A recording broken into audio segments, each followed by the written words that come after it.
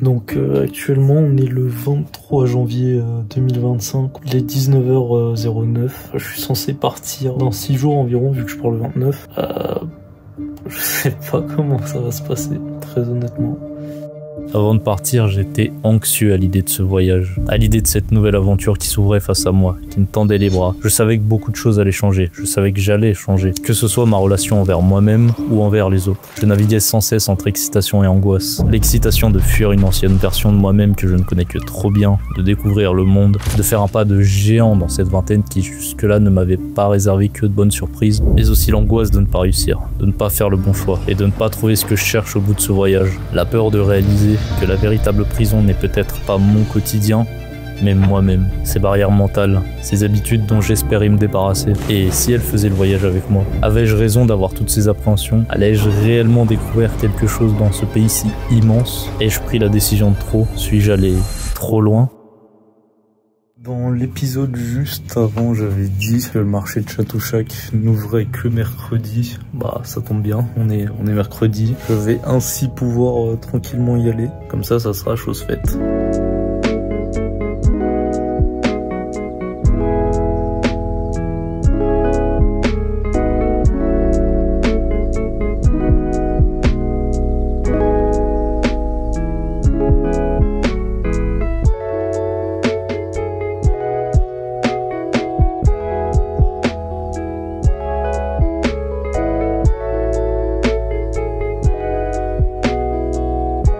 Le marché de Château-Chac, donc, c'est un marché qui est assez vaste, assez grand. Il n'y a pas que des animaux, évidemment. C'est un marché, il y a plein de trucs dedans. Mais j'y avais essentiellement été pour les animaux. Il y a beaucoup d'animaux exotiques. Il y avait des poissons, des bestioles un peu plus terrestres. Il y avait un peu de tout. C'était très intéressant et c'était assez impressionnant parfois de pouvoir observer certaines bestioles, notamment il y avait des tarentules à un moment. Après évidemment tout le côté entre guillemets respect des animaux, à des moments on voit clairement qu'ils sont pas à l'aise dans ces cages, qu'ils ont juste rien à faire dans ce marché. C'est vrai qu'à certains moments tu regardes certaines bêtes, même pour les poissons, tu vois, il y en a qui avaient de l'eau pour juste ne pas être en dehors de l'eau, ils étaient obligés de se courber, tu vois. C'était un peu, ça faisait un peu mal au cœur par moment, mais outre ça, c'est quand même un gros détail. Mais si on arrive à passer à côté de ça, le marché est assez sympathique. Par contre, très bruyant. C'est pour ça que du coup là, je suis retourné dans le parc dans lequel j'étais à l'épisode 1. Si je voulais commenter, pardon, fallait que je le fasse en dehors du parc. Et ouais, il y a beaucoup d'espèces de poissons, d'espèces assez jolies, c'est assez cool à regarder.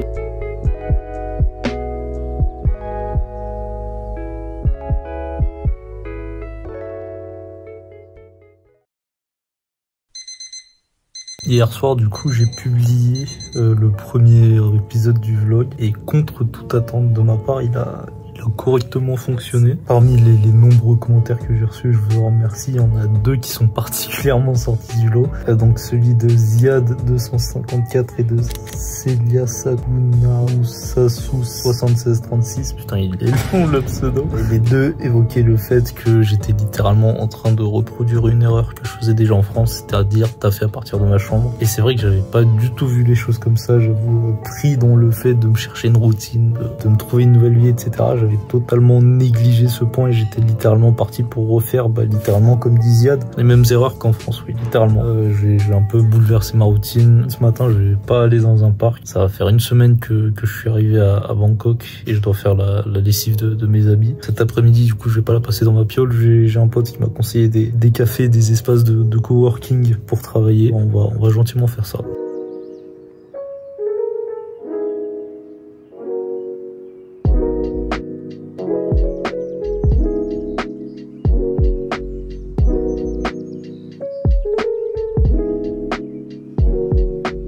Donc aujourd'hui, chose promise, chose due, si on peut dire ça comme ça. Depuis vos conseils, j'ai été donc dans un espace de coworking pour pouvoir travailler. Comme ça, je travaille pas depuis ma chambre. Et donc, je ne réitérais pas la même erreur qu'en France. Et accessoirement, la chose que je cherchais à fuir en venant ici, j'étais dans un espace à 4-5 km de chez moi. Donc ce qu'on appelle un espace de coworking, c'est-à-dire que c'est un lieu où plein de gens vont venir pour pouvoir spécialement y travailler. Il y avait aussi des gens qui venaient pour faire la sieste, pour faire des réunions, pour manger. Enfin, c'était un peu un espace de tout, mais il y avait une zone pour travailler. Et c'était très très spécial de venir ici spécialement pour travailler. C'était un peu la même vibe que quand t'étais au lycée et que t'allais à la bibliothèque pour taffer. Très inhabituel, mais c'est pas moins déplaisant de travailler là-bas qu'ici, surtout que la plupart des choses dont j'ai besoin, je peux les transporter. Littéralement, j'ai juste besoin de mon PC portable pour travailler, de mon téléphone, de ce genre de choses. Donc là, je compte bien y retourner, très sincèrement, demain. Je verrai comment ça se passe, je verrai si je travaille réellement mieux ici, et surtout que c'est pas giga cher. C'est genre 5 € l'entrée pour 4 heures. Est-ce cher payé quand tu veux sauvegarder ta santé mentale? Pas vraiment. Du coup là aujourd'hui on est vendredi, j'ai pas spécialement vlogué la journée d'hier parce qu'il y avait pas de trucs intéressants à en tirer, c'était un peu une redite de la journée d'avant. Faut sincèrement que toutes les journées sont pas non plus à filmer, il se passe pas des trucs incroyables tous les jours non plus. Et c'est pas une mauvaise chose, alors c'est une très bonne chose, ça veut dire que je commence enfin à trouver des repères, donc c'est positif. Ce week-end normalement je vais essayer de profiter un peu, moins travailler sauf si c'est sur les vlogs, et je vais surtout essayer de visiter un peu Bangkok. Du coup pour quitter Bangkok, j'ai une nouvelle destination qu'on m'a conseillé, sauf que cette fois-ci elle est littéralement au nord du pays, là où moi je voulais partir au sud. Donc actuellement je suis dans ce dilemme de est-ce que je profite pour aller dans le confort, donc dans le sud là où il y a la plage etc, ou est-ce que je vais vraiment taper dans le dépaysement à fond et je vais au nord, sachant que dans le sud logiquement il y a plus de touristes français et étrangers en général que dans le nord. Là actuellement je vais prendre tout le week-end pour réfléchir, lundi matin j'espère que j'aurai la réponse à ma question, et voilà.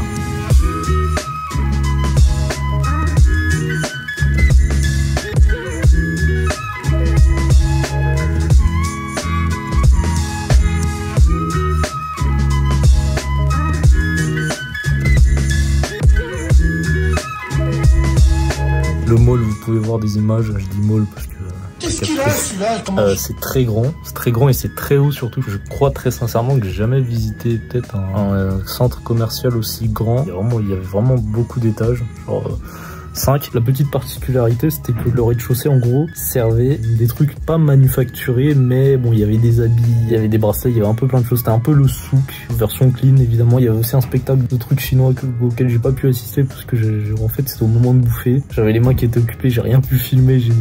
Toutes les places étaient prises, c'était un enfer, c'était blindé de monde. Et du coup, j'y suis allé sur les recommandations de quelqu'un que je remercie énormément.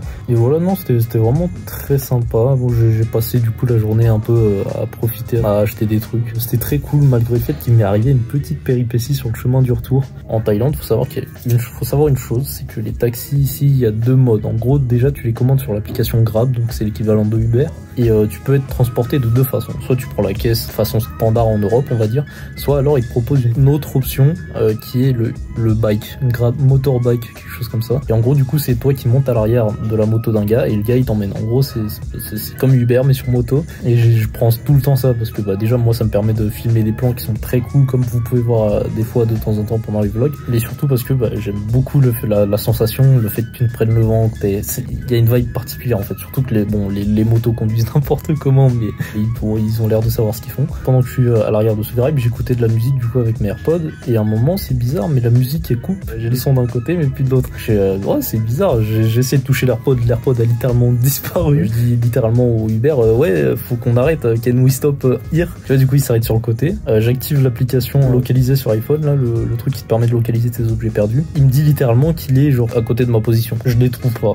Je cherche, je les trouve pas, je commence à paniquer, je suis en merde, vas-y, je vais devoir payer genre des frais de remplacement, ça va me casser les couilles. J'ai déjà perdu pas mal d'argent à cause d'une péripétie que je vous raconterai peut-être à l'épisode suivant. Bref, ça m'a saoulé, ça m'avait saoulé. Du coup, dans un élan de désespoir, j'ai envoyé un message au Grab, yes, did you find my AirPod in the back of your motorbike? Il m'a dit oui. Genre juste il m'envoie oui, sans rien d'autre à côté. Je fais comment ça oui? What do you mean, can you send me? Genre moi je mettrai la conversation ici sans afficher le gars, mais il me l'a ramené. C'était un bond de fou. Surtout, enfin ce qui me choque actuellement, c'est que le AirPod était là. Il y avait toutes les chances du monde pour qu'il se fasse écraser et c'était pas le cas. C'est excellent et je remercie encore chaleureusement ce Grab driver. Je vais quand même filer une compensation parce que je suis pas un enculé non plus. Des fois c'est pas mal d'avoir foi aux gens, tu vois. Des fois c'est pas trop mal d'avoir foi en l'humanité. Et voilà, demain évidemment c'est aussi dimanche. Je vais profiter le reste de la journée et du coup pour le travail je vais reprendre lundi tranquillement et ça va bien se passer. Je vais sagement reprendre ma routine que j'ai instaurée la semaine dernière, c'est-à-dire le matin je profite, j'essaie de faire quelque chose de cool. Et évidemment l'après-midi je retourne à l'espace de coworking. Et ça va aller taffer. C'est vrai que ça doit être très relou quand tu regardes le vlog d'un mec qui est à l'autre bout du monde et tout ce qu'il trouve à te dire c'est ouais aujourd'hui je vais reprendre ma routine. Ouais, c'est relou mais c'est comme ça. Hein. En avançant sur le montage des vlogs, je me rends compte que je parle beaucoup de moi-même et que je parle au final très peu du pays. Du coup il est peut-être temps, maintenant que je suis ici depuis une semaine, d'enfin parler de la Thaïlande. C'est un très grand pays, en tout cas en hauteur. Il me semble que ça fait peut-être la moitié de la taille de l'Europe. Les habitants de ce pays payent dans une monnaie qui s'appelle le baht. Ils prononcent ça un peu bizarrement, ils prononcent ça genre en mode baht, quelque chose comme ça. Mais voilà, ils payent dans cette monnaie qui est très inférieure à l'euro, je tiens à dire. Par exemple, un baht, je crois, ça vaut genre 0,0029 centimes ou euros, je sais plus. Enfin bref, et en tout cas, ils ont que le baht. Ils ont pas les centimes, les euros, tout ça. C'est vraiment le baht. La plus petite unité de pièce en baht, c'est un baht, logiquement, et la plus grande unité c'est 10 bahts. Et pour tout ce qui est billets, alors il me semble que la plus petite unité c'est les billets de 20 bahts et la plus grande unité ça doit être 1000 bahts. J'ai pas vu au-dessus pour le moment. Là-bas il y a plein de trucs par exemple qui diffèrent de la France. Déjà en termes de sécurité routière, en France on a beaucoup ce truc. Par exemple pour tous ceux qui ont passé le permis, le code, etc. Il y a beaucoup de trucs on va te dire quoi qu'il se passe c'est le piéton qui est prioritaire. Par exemple t'es là et que t'attends sur un passage piéton, c'est logiquement toi qui es prioritaire s'il n'y a pas de feu rouge évidemment. Là-bas ils s'en foutent. C'est-à-dire qu'en fait si tu traverses pas, ils vont quand même rouler. En fait, ils ont pas les mêmes notions de sécurité routière que nous. Déjà, il n'y a pas de permis à point ici, ce qui est très cool. Ça, c'est une très bonne chose. Et ici, il y a plein de choses qui sont considérées comme illégales en France, qui sont légales. Par exemple, là, le premier truc qui me vient en tête, c'est les drogues. L'herbe là-bas, il est légal, mais genre légal, vraiment légal. Tu peux en fumer dans des lieux qui sont réservés pour ça. Pareil pour tout ce qui est champi, etc.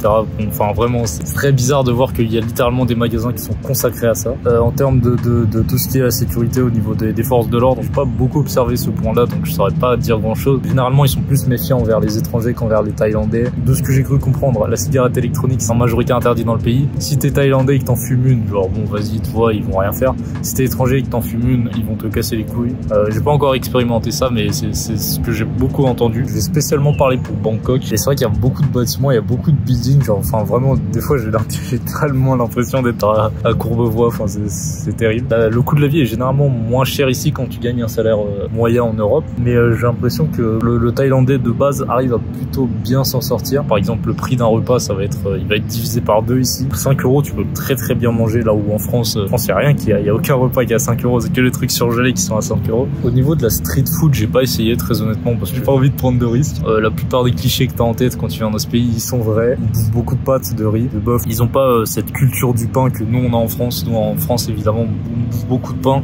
Et on en bouffe à tous les repas presque. Là-bas c'est rare, c'est peut-être au petit déjeuner. Niveau des produits surgelés, parce que je sais que ça m'est arrivé d'en manger, la viande qu'ils foutent dans les surgelés, elle est dégueulasse. Leur viande elle est très molle, mais genre molle dans le mauvais sens, t'as l'impression de mâcher une putain d'éponge, enfin, c'est vraiment genre dégueulasse. Après évidemment bon il y a les trucs, les pâtes thaï etc, ça apprend rien. Après tu peux trouver facilement de la bouffe un peu plus occidentale dans des supermarchés. Et justement je vais venir au supermarché. Alors les enseignes, la plupart des enseignes qu'il y a ici c'est des enseignes majoritairement américaines. Starbucks, mais il y a aussi des Taco Bell, il y a des McDo, il y a à peu près tout ce qu'on peut retrouver en Europe. Ici il y a énormément, mais quand je dis énormément, c'est énormément de 7-Eleven. Par exemple là à l'écran je vais mettre un screen de Google Maps, je tape 7-Eleven, il y en a littéralement un tous les 500 mètres et je pense que je ne blague même pas dans certains cas.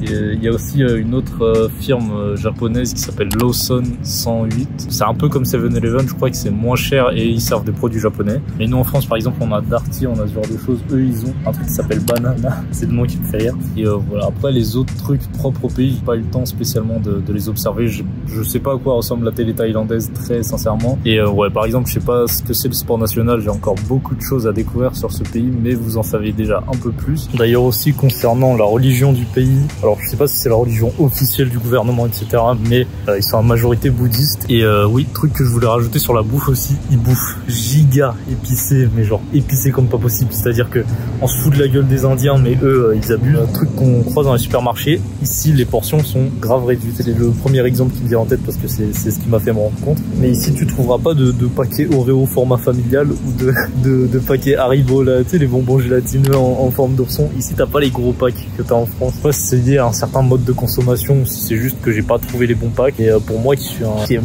bien profiter de la vie, on va dire, c'est un peu compliqué des fois. Dans plein de bâtiments de la ville, ou même dans certains monuments, tu vois souvent des photos d'un homme en uniforme que je pense comme étant possiblement le roi de la Thaïlande. Je crois que c'est encore un royaume. Ça, c'est le genre de figure que tu peux croiser donc sur plein de bâtiments. Par exemple, quand j'étais l'autre jour au centre commercial, il y avait genre sa tête placardée en gros sur un building et carrément des petits monuments. Je vais essayer d'en filmer où tu peux le voir toujours sur le côté politique. Bon, c'est un sujet qui est un peu moins drôle, mais forcément, je pense que c'est un peu important de l'aborder. C'est un pays qui adopte encore la peine de mort. Alors, même si la dernière exécution remonte à 2018, c'est encore en vigueur. Techniquement, si tu fais une grosse dinguerie, bah, tu peux finir sous la peine capitale. Et c'est quelque chose, alors c'est une opinion personnelle, mais que je trouve très bizarre parce que pour un pays qui autorise la prostitution, les drogues, qui autorise plein de trucs et qui garde ça en place, je sais pas, je trouve qu'il y a un certain contraste qui est un peu genre bizarre. J'ai abordé un sujet un peu plus chill. Ici, quand tu vas aux toilettes, il y a du papier toilette, c'est une bonne chose.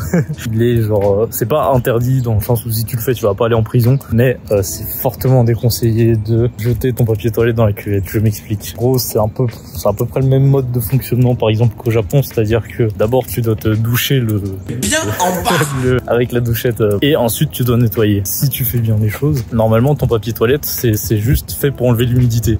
Vu que c'est que de l'humidité, il y a aucun problème à le jeter dans une poubelle vu que il y aura pas d'odeur parasite. Et voilà, ouais, c'est un petit truc qu'ils ont avec l'hygiène ici. Je sais pas si c'est spécialement fait pour des raisons écologiques. C'est rigolo. Pour Bangkok en tout cas, c'est une ville qui est assez belle par moment. Le lundi matin, c'est-à-dire quand tout est calme, quand il n'y a pas d'activité ou très peu, c'est vraiment genre giga reposant. Il y a des parcs qui sont vraiment magnifiques. Et ici, évidemment, il fait un temps, mais le temps il est excellent là. Je sais pas si on voit bien, mais après la question c'est est-ce que je me verrais vivre dans un pays comme ça? Et la réponse c'est évidemment non. Mais ça c'est pour des raisons qui me regardent. Mais le parc dans lequel je me situe, c'est le parc de Ben Chakiti qui est donc à côté de ma piole. Alors la première partie du parc, elle peut sembler très très bateau. Il y a juste un grand lac et autour de ce lac il y a un petit chemin. Mais en fait, ouais, c'est là que je me suis rendu compte qu'en fait, plus t'avances et plus tu tombes sur des coins qui sont assez beaux. Genre, il y a de la nature, il y a de la faune à peu près partout. Genre, je sais pas si on peut entendre, mais on entend des bruits d'oiseaux qui ont l'air assez exotiques. Je sais qu'il y a 2-3 varans qui se baladent un peu. Non, c'est vraiment très très cool. Je suis vraiment très content de la découverte. Surtout, je suis très content de me bouger le cul et d'avoir décidé de découvrir ce parc un peu plus profondément. Après bref, malgré tout ça, j'ai quand même hâte de pouvoir quitter Bangkok pour pouvoir découvrir tout simplement d'autres paysages de la Thaïlande. Je vais encore faire mon choix. Hier soir, je me suis endormi comme un gros lard parce que au final, je me suis fait une sorte de kebab. C'était un peu bizarre. C'était tous les éléments d'un kebab mais réunis dans une boule de pain. Les proportions, elles étaient normales. Bon, après, le prix était assez cher pour la Thaïlande et ça m'a aplati du coup, je pense. Oula, je vais rapidement prendre une décision. Cet après-midi, je vais aller taffer. Et ouais, c'est vrai que pour tout ce qui est fast-food, j'aurais aimé vous filmer des plans d'illustration et tout. Bon, le fait de filmer, j'ai l'impression que pas tout le monde apprécie ça. Du coup, j'essaie de rester à peu près discret et de pas faire le connard de touriste avec sa caméra et tout. Ouais, là, il fait vraiment un temps magnifique. Alors qu'on est le 10 février. C'est vrai que c'est très très bizarre, mais c'est pas pour me déplaire. J'ai à peu près dit tout ce que je connaissais sur le pays. Si vous avez d'autres questions, de points que j'ai pas abordés ou autres, n'hésitez pas à me les poser en commentaire. J'essaierai d'y répondre avec mes maigres connaissances du pays. Là, il est encore 11h. Je vais profiter pleinement du parc et je vais aller taffer. D'ailleurs, aussi le point que je voulais aborder, tout ce qui est de l'accès à la culture, surtout la culture audiovisuelle. Ils ont des cinémas ici, mais évidemment tous les films ne sont pas forcément diffusés, surtout les films qui m'intéressent réellement. Ils ont aussi une industrie cinématographique, ils font des séries aussi, enfin c'est un pays qui est assez développé là-dessus. Au niveau de la culture des jeux vidéo, en fait faut savoir que les consoles ici sont pas forcément moins chères qu'ailleurs, sont légèrement moins chères qu'en France, mais bon la différence de prix elle est pas non plus extraordinaire. Les consoles c'est des objets qui ont quand même un prix assez fixe et c'est un prix qui peut pas trop bouger parce que dedans il y a plein de choses qui sont prises en compte, la qualité de la console, la manière dont elle a été pensée, enfin je vous apprends rien. Ça fait que c'est un peu un objet de riche, c'est-à-dire que pas tous les Thaïlandais peuvent s'en offrir, surtout au prix de certaines. Je crois qu'on est facilement dans les 15 000 bahts, donc ça doit faire l'équivalent de 400 €. C'est fat, enfin, ça représente une grosse partie du salaire d'un Thaïlandais. Et du coup pour pallier à ça, va y avoir des firmes qui vont faire des salles d'arcade. Tu vas pouvoir retrouver dans ces salles la PS5, la Switch, tu vas pouvoir retrouver plein de trucs assez cool. Il y a aussi des casques de réalité virtuelle, enfin les salles elles sont vraiment bien équipées. Pour celles que j'ai testées, le prix d'entrée il est à 300 bahts pour 1 heure. Après bon évidemment c'est peut-être un peu cher, mais c'est pas giga déconnant non plus. Tu payes ton heure et donc tu peux jouer à toutes les consoles que tu veux. T'as même évidemment d'autres machines d'arcade spécialement conçues pour les jeux vidéo. Et d'ailleurs pour tous les gens qui veulent que je parle de bouffe, là j'ai été à la supérette japonaise récemment, j'ai acheté Ça sort. J'ai acheté ça, c'est des chips de banane littéralement. Alors je crois que c'est un produit, oui c'est un produit thaïlandais. Et là c'est une banane et la petite particularité c'est qu'il n'y a pas de queue. Bizarre pour l'éplucher mais ouais. D'ailleurs il y a une personne que je voudrais remercier spécialement, c'est Morgan. Il m'a beaucoup aidé pour le script du début, pour les tournures de phrases et pour choisir les mots. Son compte Instagram il est là, c'est Morgan-edit-pro, il est aussi en bio. Et voilà, je vous laisse avec la fin. Alors je suis conscient que j'ai beaucoup parlé dans la séquence précédente, là ça va juste être le mot de la fin et après je vous laisse tranquille. Du coup niveau questions, il n'y en a pas eu des masses cette fois-ci, je sais pas si c'est une bonne chose ou une mauvaise. La plupart des commentaires donc c'était des gens qui me conseillaient de bouger ou alors qui me conseillaient sur ma routine. Voilà, j'en ai vu une qui est quand même assez pertinente pour y répondre, c'est celle de... Oh, il a pas de pseudo.